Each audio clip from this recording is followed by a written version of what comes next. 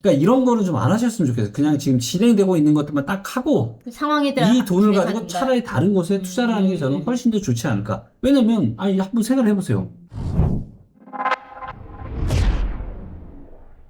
안녕하세요. 반갑습니다. 미치고 김 박사입니다. 안녕하세요. 반갑습니다. 리치고 김기원입니다. 네, 새로운 대통령이 당선이 됐습니다. 대통령이 바뀌면 정책이 바뀌고요. 정책이 바뀌면 집값에도 방향이 달라지게 됩니다.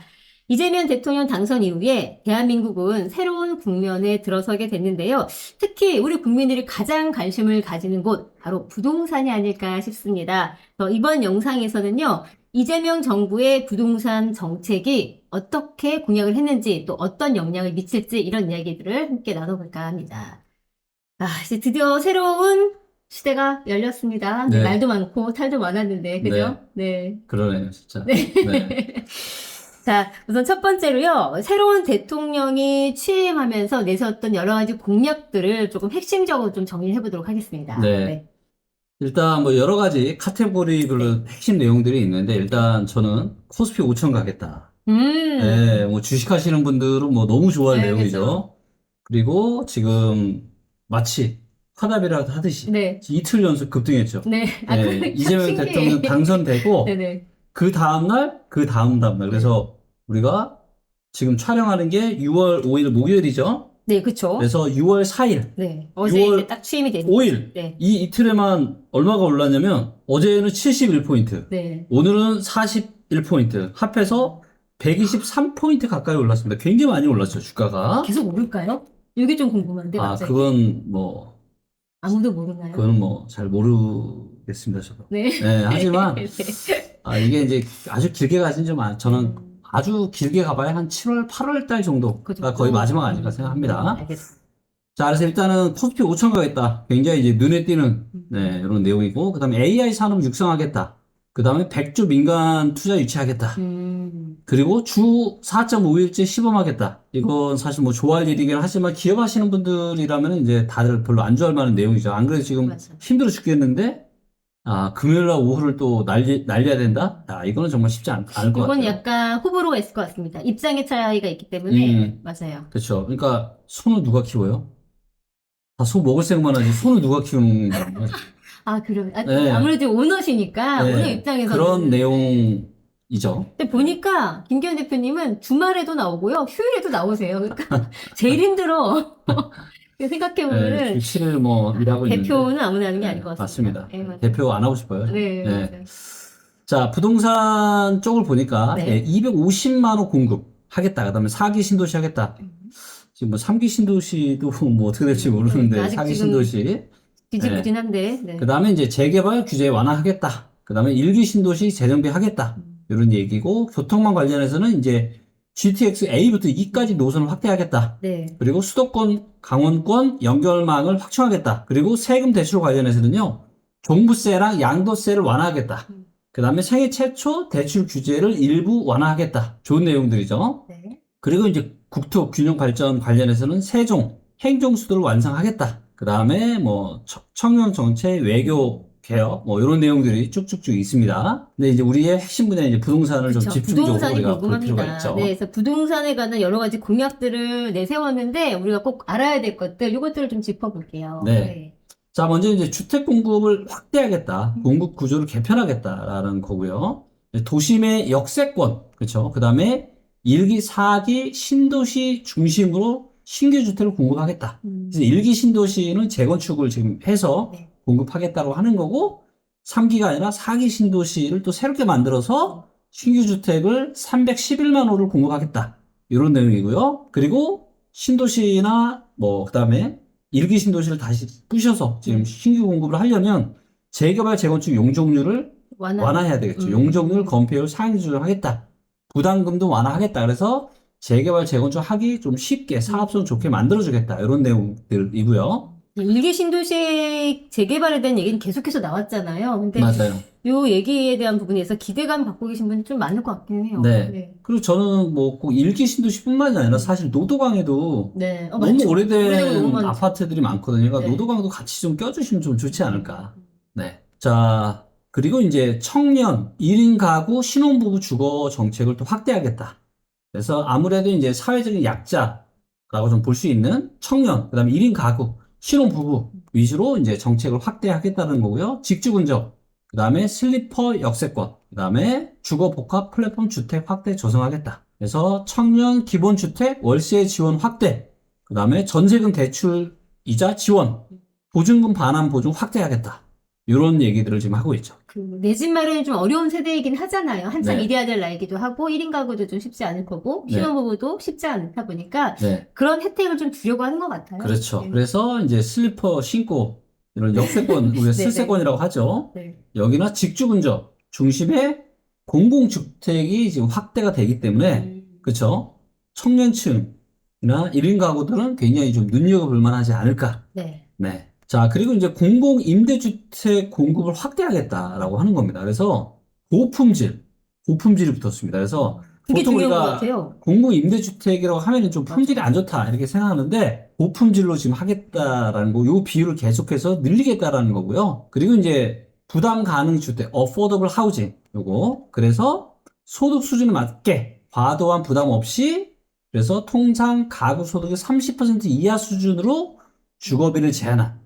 그래서 내가 한 달에 300만 원 번다. 그럼 30%니까 100만 원 밑에 수준으로 주거비를 제한하는. 네, 그래서 이런 중산층 이하의 내 집 마련이 가능하게끔 하겠다라는 거고요. 네, 그래서 민간 리츠를 활용을 해서 고품질 공공임대가 지금 확대가 될 이런 가능성이 아주 높다.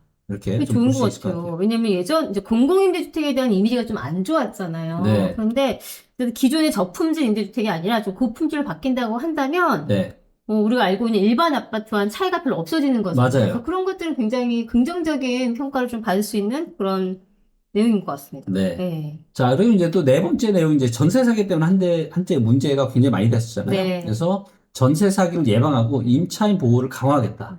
그래서 임대인 정보 사전 조회 제도를 시행하겠다. 이게 지금 저희가 지난번에 다뤘던 내용이기도 하네요. 네. 네. 그 다음에 전세 보증금을 주택 가격 대비 일정 수준 이하로 유지하는 임대인에게 인센티브를 도입하겠다. 네. 그 다음에 전세 사기 특별법을 보완해서 보증 제도를 개선하겠다. 네. 그리고 청년 및 주거 취약계층 전월세 부담을 지금 완화하겠다. 이런 지금 내용들입니다. 또 중요한 게 사실 이제 입지, 교통편일 것 같거든요. 그래서 그렇죠. 교통편에 대한 공약은 어떤 게 있죠? 네, 그래서 이미 이제 진행하고 있는 GTX A나 C 조기 개통하겠다. 그 다음에 GTX D부터 F가 단계 추진하겠다. 아, 저는 좀 이 부분만은 제가 좀 반대입니다. 어떤 부분이요? 이런 GTX 계속 늘리는 거. 늘리는 거? 네, 왜냐하면 이미 인구가 감소하고 있고 앞으로 한 10년 지나면 인구가 감소하는 속도가 훨씬 더 늘어나고 노년층도 훨씬 더 많아지고 자율주행차가 많이 늘어날 거예요. 이런 시대가 무조건 네. 온단 말이죠. 그런데 지금 타고 다닐 사람도 이제 나중에 10년 지나면 없을 텐데 지금 DEF 어느 세월에 지금 땅 파서 어느 세월에 짓고 이거 다 세금 국가 세금이잖아요. 그러니까 이런 거는 좀 안 하셨으면 좋겠어요. 그냥 지금 진행되고 있는 것들만 딱 하고 상황에 따라 이 돈을 가지고 진행한다. 차라리 다른 곳에 투자를 하는 게 저는 훨씬 더 좋지 않을까. 왜냐면 아니 한번 생각을 해보세요. 10년, 15년 뒤에 개통이 되면은 지금 사람이 다 늙어가지고 이제 사람도 안 다니게 될 건데 이게 무슨 의미가 있겠어요? 네, 조금 이런 부분은 좀 저는 지양하는 게 좀 좋지 않을까 생각합니다. 알겠습니다. 네. 자, 그리고 이제 수도권이나 외곽 환승역 복합 개발하겠다. 그리고 강원권 외곽 지역과의 노선을 또 연장하겠다. 아니, 너무 좋죠. 하면은. 근데 중요한 거는 국가가 쏟아부은 돈 대비해서 이거를 요금 낼 사람이 없으니까 다 이거 진짜 나중에 적자다. 엉망 될 거거든요. 눈에 보입니다. 이거는 정말 저는 반대합니다. 그 다음에 이제 행정수도 세종 완성하는 거. 이런 내용들. 그래서 지방 성장 거점 완성으로 균형 발전하겠다. 그래서 일단은 너무 수도권만 개발이 되고 있으니까 우리 좀 다 같이 잘 사는 세상을 위해서 이제 교통만도 좋게 하고 이렇게 좀 하려고 하시는 건데 이런 부분들은 조금 국가의 인구 계획까지 좀 감안하셔서 하시면 좀 좋지 않을까 생각합니다. 이제 저도 제 소견인데 얘기 듣고 보니까 네. 어쨌든 지방의 인구의 교통편을 편리해서 지방에도 인구가 살게끔 하자는 거잖아요. 네. 그렇게 되면은 이제 이 교통편이 발달되고 좀 쉽게 왕래가 되면 젊은 친구들이 지방에도 거주할 수 있게 되지 않을까? 그럼요. 그런 이제 맞아요. 그런 긍정적인 효과를 바라본 게 아닐까? 맞아요. 생각해봅니다. 네. 근데 굳이 그거를 지하로 제가 말씀드린 GTX는 지하로 하잖아요. 네. 그러니까 지금 지상에 SRT나 KTX는 조금 좋은 누리는 조건들이 거는 많은데. 그렇죠. 그거는 괜찮아요. 근데 굳이 이 수도권이나 이 주변에를 GTX를 파가지고 더 이럴 필요가 있냐라는 거죠. 네, 네. 알겠습니다. 네. 자, 또 다음 뭐가 있을까요? 네. 다음 내용은 이제 세제나 이제 금융 관련 내용인데요. 부동산 세제는 이제 크게 현상을 유지하겠다. 그래서 종합부동산세 등 기존 세제를 유지하겠다. 그 다음 국토교부세 이게 좀 말이 많았었는데, 예, 이거는 폐기하겠다. 이거 사실 말이 안 되는 거죠. 예. 아니, 국토 갖고 있다고 해서 보유세를 또 도입을 한다는 거는 안 그래도 지금 세금 내고 있는데. 자, 그 다음에 이제 재건축 초과이익 환수제 제초안. 요거를 현행 또 유지하겠다. 그래서 추가하나 또는 폐지 계획은 없다. 그냥 요거는 제초안은 그대로 유지하겠다라는 거고, 그 다음 취득세를 좀 부담을 낮추는 방향으로 좀 검토를 하겠다. 그리고 시장 원리에 따른 금융 정책을 추진하겠다. 그리고 과도한 대출 규제는 지양을 하겠다. 라고 하는 게 이제 이쪽도 내용입니다. 뭐 세제 부분은 어쨌든 현실적으로 저희가 금전적으로 바로 와닿는 거다 보니까 굉장히 중요하잖아요. 네. 이게 공약대로 다 지켜질지 아니면은 또 일부만 지켜질지 모르겠으나 네. 좀 지켜는 봐야 될 것 같습니다. 또 그 외에 또 어떤 내용들이 또 있을까요? 네, 이제 다주택자 투기를 좀 억제하겠다. 그리고 이제 고령자, 그러니까 인구가 점점 지금 늙어가고 있잖아요. 그래서 이제 고령자 복지주택을 확대하고 6080 세대 맞춤형 건축 설계하겠다. 그러니까 시니어 분들에게 맞는 그런 걸 하겠다라는 거고요. 그 다음에 이제 장기적인 고정금리 주담대를 확대하겠다. 이런 내용들. 근데 이제 핵심은 뭐냐? 일단은 공공주도의 공급을 하겠다. 그래서 나라에서 주도를 해서 이제는 공급을 좀 하겠다라는 거고요. 네. 그 다음 이제 실수요자 중심으로 좀 하겠다.